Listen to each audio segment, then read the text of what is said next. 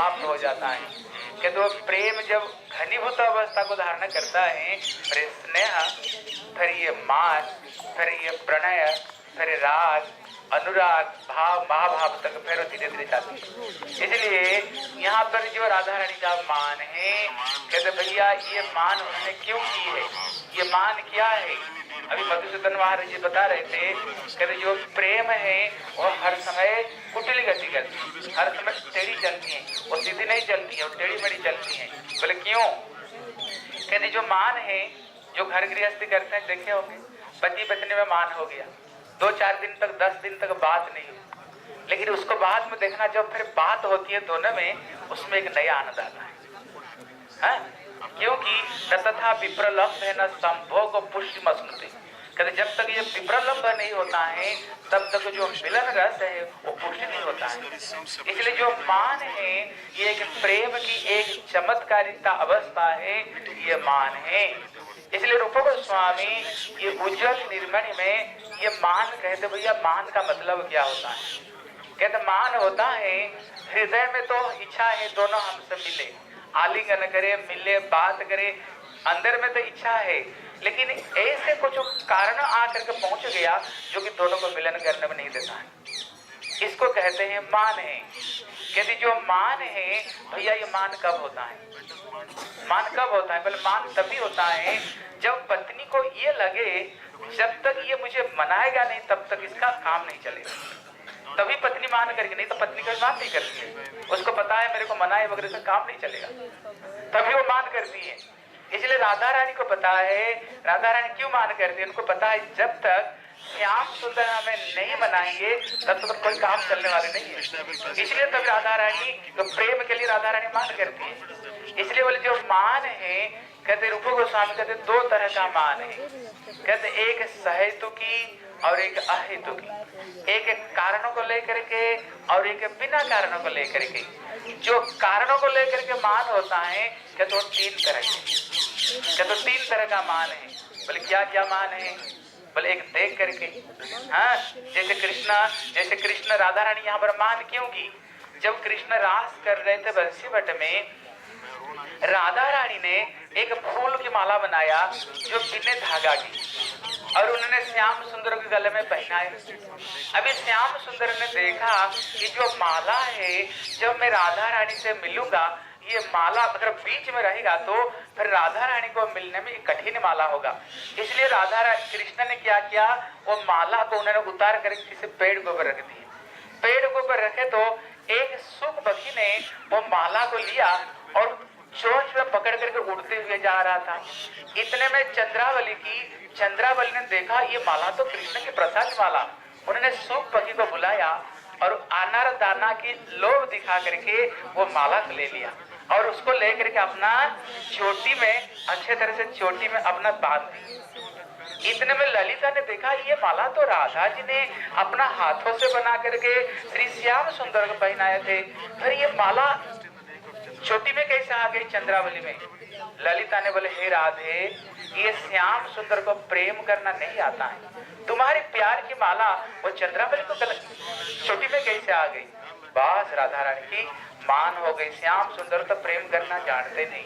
फिर राधा रानी दान गली मान गली देकर, जहाँ पर हमारा मंदिर है वो मान गली देकर के राधा रानी यहीं पर आ गई और यहीं पर बैठ करके रो करके उसने इतने आंखों से आंसू झराई जो कि ये पूरा ये सरोवर हो गया पूरा। बोले भैया इतने रोए जो आंखों के आंसू से सरोवर बन जाएगी, बल्कि ये कोई असंभव नहीं है। इसलिए हम महाप्रभु का लीला में दर्शन करते हैं।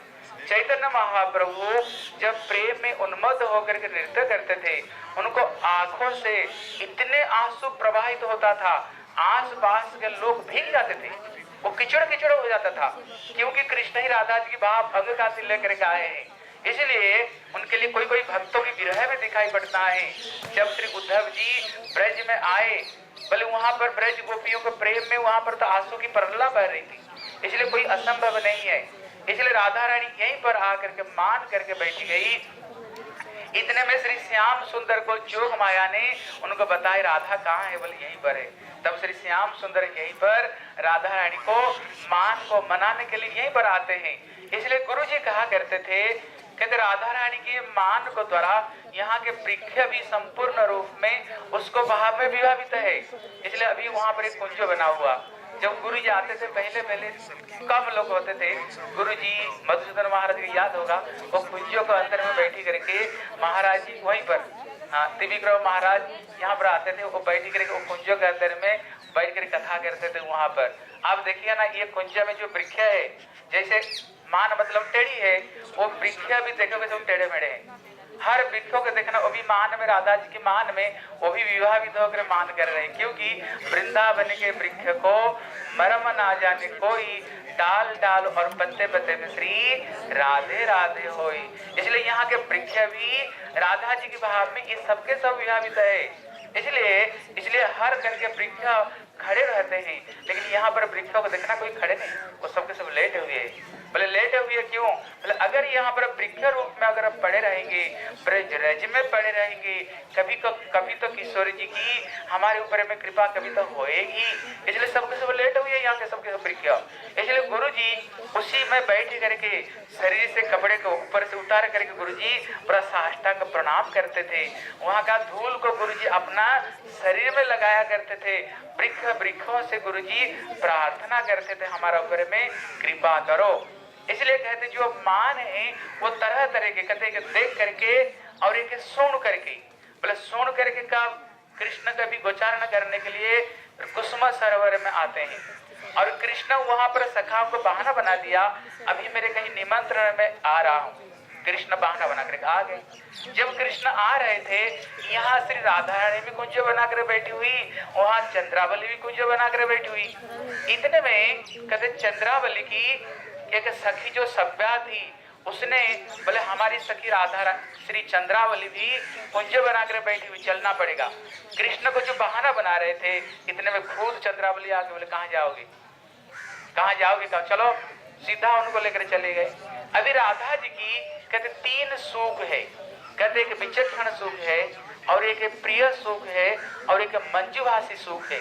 राधा जी के तीन सुख है जो हर समय वो आकाश में घूमते रहते हैं, कहाँ क्या कर रहे हैं कृष्ण, कहाँ जा रहे हैं नहीं जा रहे, वो सारे खबर श्री किशोरी जी राधा जी को देते हैं। इतने में जब चंद्रावली बीच में अपहरण हो गई, इतने में आ करके सूक ने राधा जी को बोले राधे आज तुम्हारी ये कुंज बनाना बेकार है, तुम्हारी आज श्रृंगार बेकार हो गया। बोले क्यों? बोले श्याम सुंदर बीच से कहीं अपहरण हो गए। इतने में राधा रानी अत्यंत अत्यंत दुखी हो करके कुंज में बैठी करके राधा रानी रो रही है। राधा रानी बोली आज कोई काले व्यक्ति को अंदर घुसने मत दिया करना, मेरे सामने कोई काले चीज नहीं आ पाए। अपना जो चोटी है उसको भी फूलों से, सफेद फूलों से उसको भी उसको श्रृंगार कर लो, आंख के जो भुरुरु है उसको भी चंदन को थोड़ा श्रृंगार कर दो। कोई काले चीज हम देखना नहीं चाहते, जितने काले सब दूरते हैं। और सखियों को भी उन्होंने बाहर में दरवाजा में खड़ी कर दी। जब कृष्ण बड़े देर से कृष्ण आए, हाँ राधा रानी को पता कहाँ चले गए थे, जब देर से आए बोले क्या बात है? राधा रानी बोली इतने देर क्यों हुई?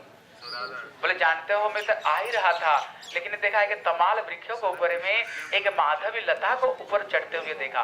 माधवी लता राधा जी का स्वरूप, तमाल कृष्ण स्वरूप। अभी वो माधवी लता को देख करके अभी तेरी याद आ गई, हम दोनों की स्मरण हुआ तो मैं वहां बेहोश हो गया।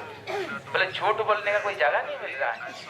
बोले ठीक है, वहां पर बेहोश हो गए। बोले आपका चरण में ये लाल का दाग कहाँ से आ गए? चंद्रावली से मिलते तो सिंदूर लग गया था पैर में। बोले ये सिंदूर कहाँ से, ये दाग कहाँ से आ गए? बोले मैं जल्दी जल्दी आ रहा था ना, इसलिए पैर में कांटा गड़ गया, वो कांटा गड़ गया तो खून निकल गया। बोले जितने झूठ बोलने का बात नहीं, स्थान नहीं है, मेरे को पता, यहाँ से निकल जाओ, यहाँ से जहाँ से आए वहीं चले जाओ। इसलिए जहाँ पर श्री प्रबोधानंद सरस्वती कहते हैं जत की करिस बहु सौ खड़ुका कुबाणी नित्यम परस पुरुषस्य शिखंड मौले तस्या रसनी थे वृषभानुजाया तत्केल कुंज भवनांग निवार जनस्याम। इसलिए कहते हैं जिस कुंज में श्री किशोर जी मानिनी होकर के बैठी हुई और बाहर सखियों को खड़ी कर दी, कृष्ण स्वयं आकर के बड़े हाथ जोड़ करके थोड़ी सी श्री राधा राधा जी से हमें मिला दो। इसलिए जिस कुंज में राधा रानी मान करके बैठी हुई, वहाँ की जिस झाड़ू में सखियां मंजरिया झाड़ू लगाती हैं, वहाँ के सलाका बनने का क्या हमारा सौभाग्य होगा। इसलिए कभी कभी श्याम सुंदर ने राधा रानी को मनाने के लिए मधुसूदन महाराज जो बता रहे थे, स्मर गर्व खंडनम मम शिरसि मंडनम तही पद पल्लव मुदारम, जहाँ पर कवि जयदेव वो अपराकृत दिव्य स्वरूप को दर्शन करते हुए, जहाँ पर श्याम सुंदर बंसुरी को भी राधा जी को चरण में रखते थे। कहते भैया बंसुरी क्यों रखते? बोले हे राधे, ये बंसुरी ही सब कुछ मेरे काम करता है। गैया को हाँकता है इसको द्वारा, गोपियों को बुलाता है इसको द्वारा, सब कुछ बंसी ध्वनि को द्वारा ही। बंसी मेरे ब्रज में अस्त्र है, इसलिए बंसी का जो करामती है वो सबके सब तुम्हें चरण में।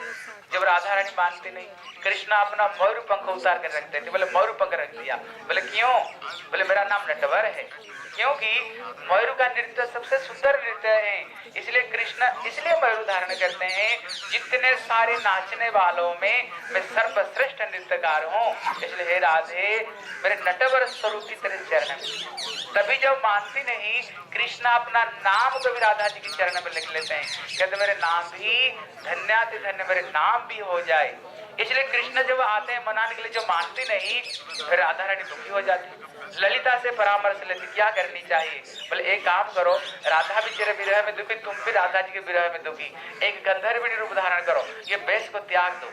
कृष्ण ये बेश को त्याग दे करके गंधर्विणी रूप धारण करती हैं, और ऐसे सुंदर कृष्ण राग में गाते हैं, राग रागिणी। जिस राग रागिणी सुन करके पत्थर भी द्रवीभूत होने लग जाता है, वृक्ष से मधु भी झरना शुरू हो जाता है, सारे स्थावर जंगम कृष्ण के राग रागिणी से सब स्तंभीभूत हो जाते हैं। इसको सुन करके राधा रानी बोले भैया इतने सुंदर कौन गा रहे हैं? क्योंकि राधा रानी केवल कृष्ण के स्वर से ही वो प्रसन्न होते, नहीं तो उनको राग उनको मान दूर नहीं होगी। राधा रानी कृष्ण की सुंदरता सुन करके बस ये राग सुनकर राधा रानी का हृदय भी द्रवीभूत हो गई। बोले ललित अभिषेक है, कौन आया इतने सुंदर राग गा रही है? बोले एक गंधर्विणी आई है, और उसको अंदर में ले आओ। उसको गाना सुनकर मैं हृदय द्रवीभूत हो गया, फिर उसको ले आई। बोले ये क्या करना जानती हैं? बोले जिसका मैं चरण दबाता हूँ, जिसको मैं श्रृंगार करता हूँ, उसका हृदय की सारी व्यथा दूर हो जाती है। कहते मेरे हृदय भी कृष्ण विरह में दुखी है। बात श्याम सुंदर जब राधा जी के चरण स्पर्श और उनका श्रृंगार करते हैं, राधा जी का सारे मान दूर हो जाता है। कृष्ण सोच रहे राधा जी, बोले जब तक मैं श्याम सुंदर से नहीं मिलती हूँ, कभी मेरे मान दूर नहीं हो सकता है। राधा कृष्ण के स्पर्श के बगैर हो ही नहीं सकता। लेकिन इसे बात इतनी मीठी मीठी क्यों लगता है, और इसका हाथ स्पर्श से मेरे रोम रोम खील उठता क्यों, मेरे मान कैसे दूर हो गया? तो उन्हें ललिता से देखो, ललिता ये कौन है? बोले ये और कोई नहीं, भाई श्याम सुंदर तुमको मान को तोड़ने के लिए अभी ये श्यामा सखी ने उदाहरण की है। फिर तो बोलते देखो तुम हमारे साथ मेरा नया वस्त्र पहने, पुराना के वस्त्र पहने हो। बोले नहीं नहीं हम इसको पहनेंगे। कृष्ण का पोल खुली जाएगी। बोले नहीं, लड़की को अंदर में थोड़ी कपड़ा बदलाने के लिए कोई शर्मा है या थोड़ी कोई पुरुष है। बस कृष्ण का सिर से जो कपड़ा पहन के रखे थे झट उन्हें निकाला तो झट देखा श्याम, वो श्यामा नहीं वो श्री श्याम सुंदर है। पर वहां पर यही पर मिलन होता है। इसलिए इस स्थान का नाम मान सरोवर है। हम लोग यहाँ पर आए, इसलिए यहाँ के लता बता वृक्षों से प्रार्थना करें, हमारा हृदय में भी वो मान का एक बूंद, प्रेम की एक बूंद हमारा हृदय में प्रकट हो और हमारा जीवन धन्य हो जाएगा। हम यही बोलकर अपना वक्तव्य को समाप्त करता। वाञ्छाकल्पतरुभ्यश्च कृपा सिन्धुभ्यैव च पतिता